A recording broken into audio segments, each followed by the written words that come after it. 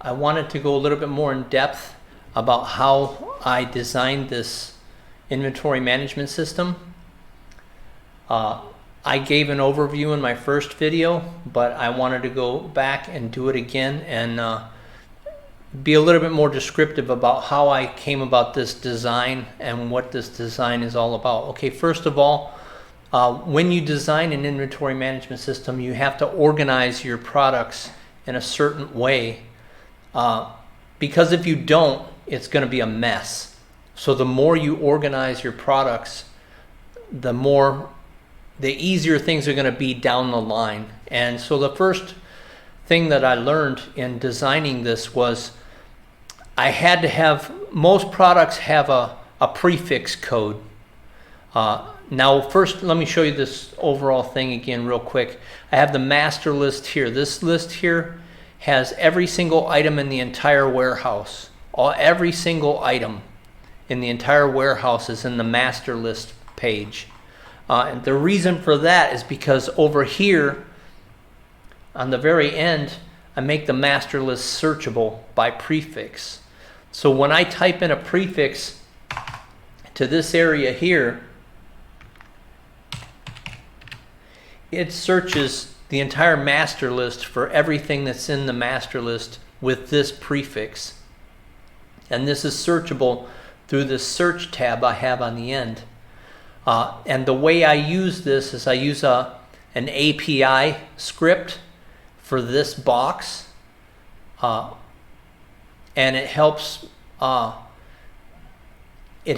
pull the information from that master list on the end over here. But in order to be able to make that work, you have to have every single item in the warehouse on this first page. So that's the reason why I made this master page, is because I had to have a page that I could pull the information using the search box.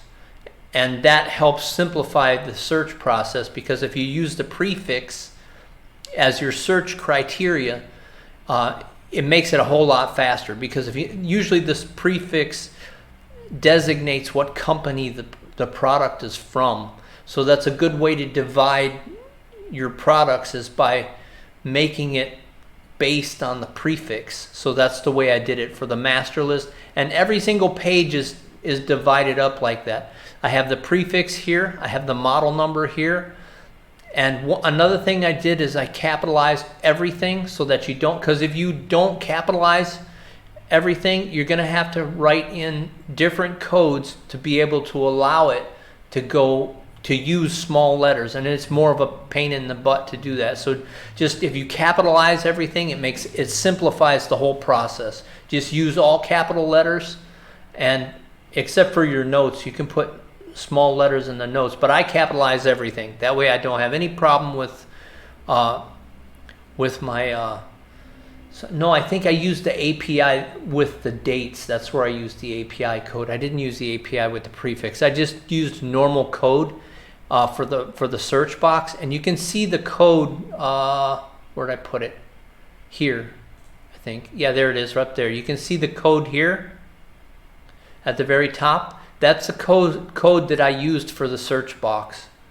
So this is the code that I used for the search box. I don't know if you can see where the API code is. No, it's not going to show it here. But I used an API script for the dates. But that's only on the master list. Every other list in here has to. So the API code is used here. Yeah, you can't see it, but there's someplace that you can look up the API code for this. But that's how I got the dates. What this does, what the API code does in this, is that if I edit any single column in any of this stuff, it'll automatically update the date to today's date. So that, for example, if you updated the inventory, the quantity of the inventory, for example, I'll update this one right now to show you. Okay, so right now it's at 10:06. You'll watch, it'll automatically change the date if I update this to, okay, I'll update it, and then it'll automatically change the date, and I'll change it back. See, it automatically updates the date to today's date, and then I can just change it back. But so the API script will automatically update today's date, so that if you're changing the numbers, the amount that you have in stock, this is the quantity in stock.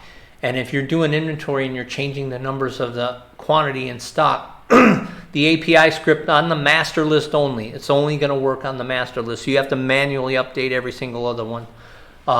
There is a way to hook the script into all the other pages, but I haven't done that yet on this list. But my master list is all updated automatically with an API script. And I do that so that if you're, sometimes you have more than one person working on inventory, and if they go to the master list and they can see that if they check the date first before they update the quantity, they can see, oh yeah, it's already been updated today, so I don't need to update it again. Because if you have two different people working on the same inventory, and one, or maybe they're not even communicating with each other, you got one in the warehouse and you got one working on the computer someplace, and one guy updates it and the other guy doesn't know that he updated it already. But if he goes to the computer and he sees that this date is already updated, then he knows that this doesn't have to be updated again. So that's why I put the API script on the master list for the dates.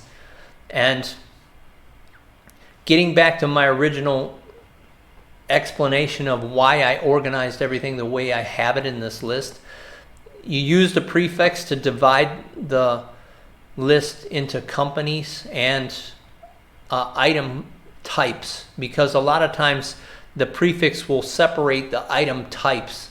For example, you have one prefix that's desk and another prefix that's cabinet or something of that nature. In this particular list, that's the way it's broken down. But if you can see the tabs I have on the bottom, I have the master list, and then I have each type of item is divided into a tab so that you can search by tabs. If you're in a hurry and you're saying, okay, I need to look for drawers, you can go boom and to this tab, and here's all the drawers. But each one of these lists I update manually after I update the master list. But some of the things that are oddballs are like the parts. The parts might not even be listed on the master list, so sometimes I double check both of these. And I update both the individual list for each item and I update the master list, but the only thing that's searchable is the master list. So that's why I throw everything into the master list, so that if somebody's searching for something with the search box, it's going to come up because it's on the master list. So that's basically how I organize everything. I break it down by prefix, and then I break it down by model number, then I break it down by color, and then I break it down by description. Now the description, in a lot of cases, I'll abbreviate it. For example, this one here, it's for a left table, that's why it's got a L, and then it's got mini, which means it's a small one. This is actually it looks like it's a small part to a desk. It's like it looks like it's a wardrobe cabinet for a desk. It goes on the corner. And this tells the actual size of the desk. And then this tells the quantity. This tells the unit number per quantity, because sometimes some things are not each, they're packaged differently. So you put the unit here, you put the quantity of the unit. Then I have broken down into locations. Everything in the entire warehouse is labeled as sections. So you have A1, A2, A3, B1, B2, B3, like that. And so if I put the location in here, when we bring the stuff into the warehouse and we stock it in the warehouse, I know when we're looking for it, I know exactly where in the warehouse it is. Because when I first started this job, nobody knew where anything was. And it usually used to take them an hour, sometimes 3 hours just to find something. So when I went in there, I organized the entire warehouse and sectioned it off into different sections, and then I labeled the list based on each section, so that, because sometimes we had a guy working in the warehouse that would stack, we would unload the container and they would stack, they'd have a pile of a certain item, and they'd stack half of it over in one section and half of it over in another section. Well, there was no way to keep track of that unless you list the location of where it's at. And so that's why you see in certain areas here, And this, for this example, this item here, he's got it stacked in 3 different locations. So I had to put 3 different locations in this box, because if I didn't, we wouldn't know where it was at. Or if we ran out of the item in one section, we wouldn't know that we already had it in the other section, and we order it again. So this is how this list makes it more efficient, is because you know exactly what you got and where it's at. So you're not going to make the mistake of pulling the item that's in this section here and have not know that you had 2 more things in this section over here. So that's why I put the location in here. And so I got the prefix, the model number, the color, the description, the quantity, the unit, the location, and then I have notes over here. For example, sometimes it has the same model number, but it might not be the same item, because sometimes we have companies that send us 2 different things and it's got the exact same model number on it, or it might be a different size. So in those cases, I put notes over here of exactly what it is, or I might put notes on the color, or notes on the location, because sometimes it might not be clear enough where it's at, because you might have a lot of things in one location, or other little tricky little things that that the label might say, because sometimes we would get stuff from China that wouldn't even be labeled, period. It would have no label on it at all. And so in those cases, you have to have a notes section to be able to sort those things out. And if it's out of stock, the notes section helps to put exactly why this thing is red, is because it's out of stock. I colored everything red that was out of stock so that it would jump out and you would know exactly what to order. And the other stuff, the stuff that's in yellow, only has 1 left. So that would let you know, hey, I only got 1 left. I might need to order that one. The stuff that's in blue is stuff that is of concern for one reason or another. You know, I highlighted it with the blue because there's a reason why we need to keep track of that item and know what the quantities are of those items. So the blue is not really desperate or that important. It's just something to know about, and the stuff that's in white doesn't matter at all.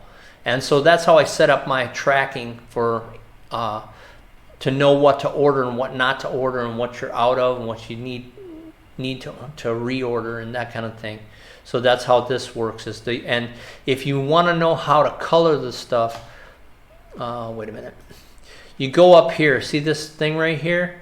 If you click on any cell and you click over here, it'll tell you what color it is. And if you want to change the color, you just click on whatever color you want to click it to, and then it'll change that cell to the color.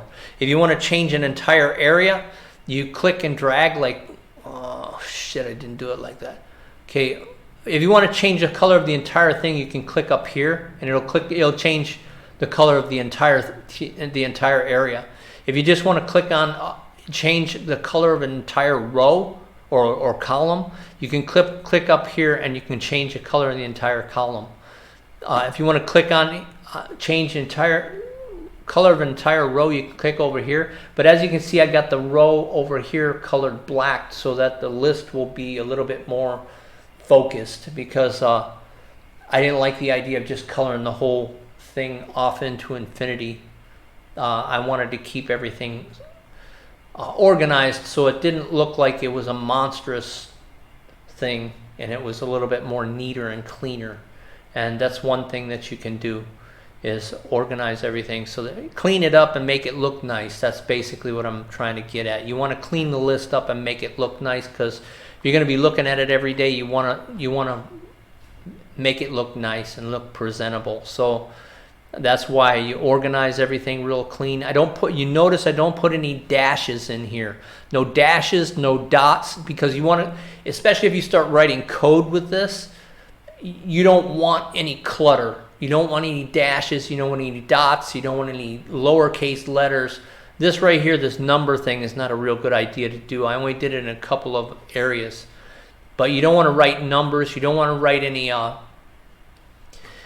the special characters, because that can totally screw up your code if you're writing codes for to do trick stuff inside your list.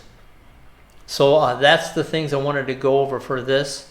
The tricky stuff that you can do with this, I'll do a separate video for the tricky stuff like the APIs and the codes that I write for each one of these things. But I just wanted to go over the basics of how I organize this, and then in the next video I'll get into the tricky stuff, and then in a later video I'll show you how you can create entirely separate sheets to scan codes, and I'll show you how to do the scans so you can scan from a cell phone using a QR code right into a Google Sheets.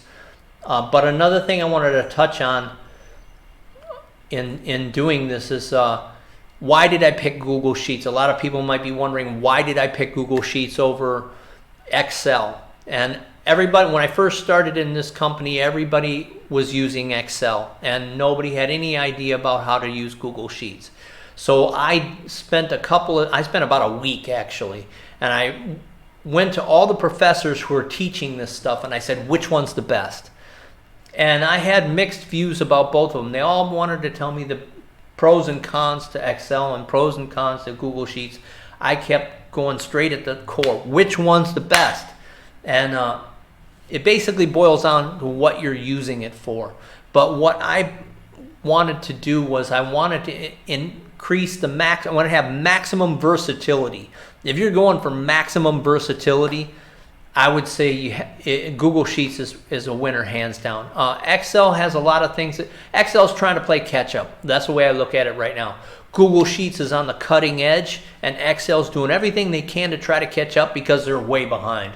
And the things that Excel is doing is trying to fence people in. They're trying to make you commit to Microsoft and make you commit to Excel so that you're not going to run away, because Google is free.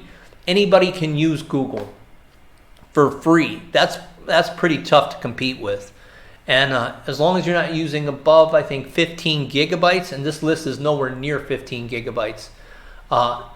So any company can use this list absolutely free on Google Sheets, or create a list like this absolutely free on Google Sheets. And Excel can't do that. Excel's trying to create a web-based version, but they still want to fence you in by joining 365 Family or something like that. It's a lot more complicated for someone to go from zero to using Excel than it is for somebody to go from zero to using Google Sheets. Google actually has little tutorials and stuff that you can actually learn how to use Google Sheets by using Google. You just go on Google, sign up for an account on Google, and then they have courses on Google for free. You can go on YouTube and learn how to use Google Sheets, which is basically how I did it. When I first started using Google Sheets, once I decided, am I going to use Excel or am I going to use Google Sheets?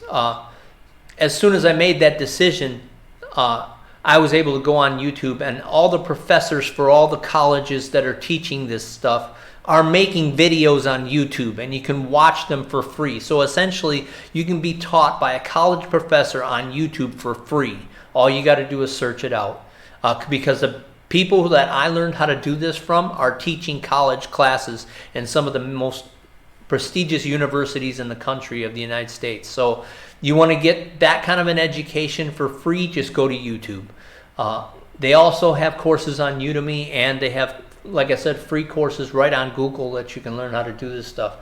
When I first started out, I wasn't sure how complicated it was going to be, but after I got into it, I'm finding it's a lot less complicated than, because I used Excel before I used Google Sheets, and I found Excel was a lot more complicated to do whatever it is you want to do. You have to really twist things around to get it to work. But Google Sheets is not that complicated. It was designed to be easy, and that's what I liked about Google Sheets.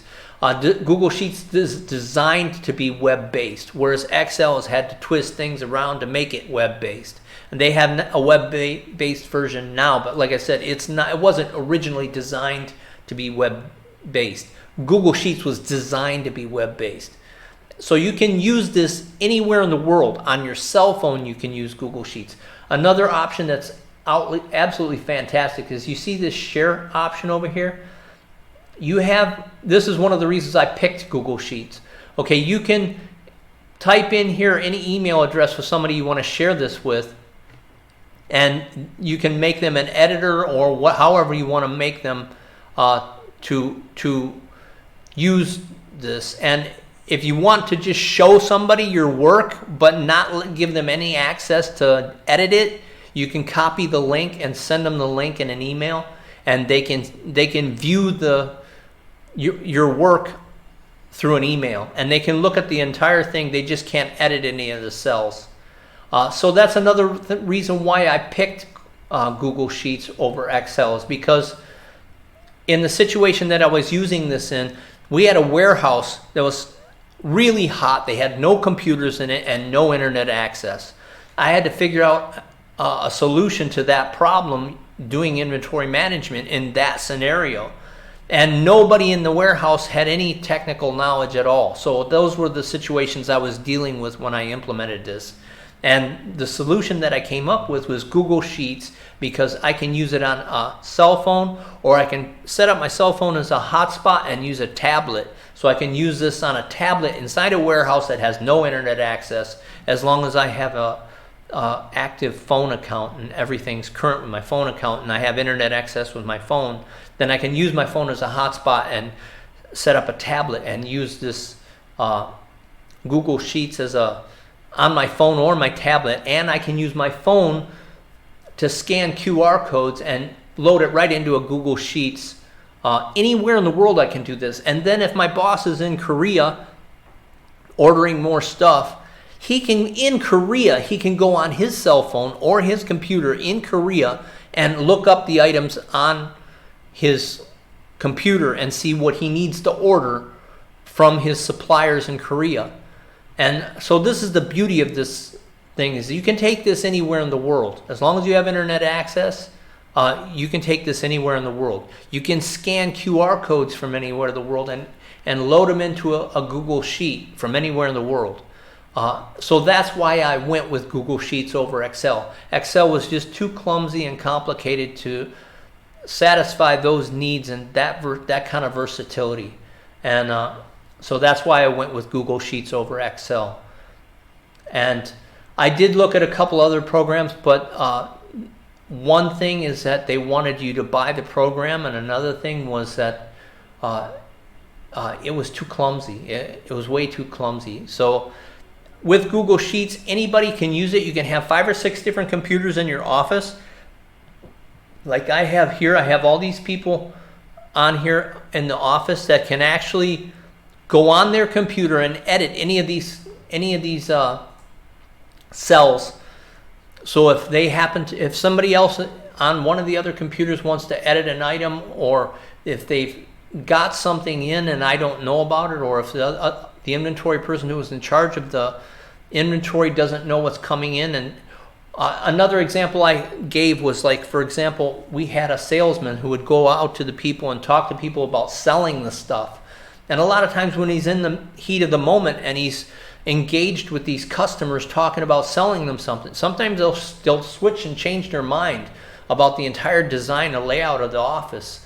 And he doesn't know whether or not we got what they want in the warehouse. Well, he can go onto his cell phone and automatically click through here and see how many of these do we have. Do we have what the customer wants? That's the beauty of using Google Sheets. You can use it anywhere in the world, even in front of your customer using the cell phone, and see whether or not you have the item in stock in the warehouse. And you can do this anywhere, which is a level of versatility that I don't think Excel can match. And not only that, it's free. Anybody can use Google Sheets, so as long as you have a Google account. So with those options, that's why I chose Google Sheets over Excel. And that's why I continue to use Google Sheets, is because I think Google Sheets is only going to get better. I don't think it's going to go down. And so I'm all in with Google Sheets because it provides me with the versatility that I was looking for when I designed this. And okay, so I've made this video pretty long already, so I'm gonna cut it off here, and I'll get into the API stuff and how you scan and all that stuff in the next video. But right now I got this is good enough for this video. So if you like this video, hit the like button, hit the subscribe, and I'll see you in the next video. Thanks for watching.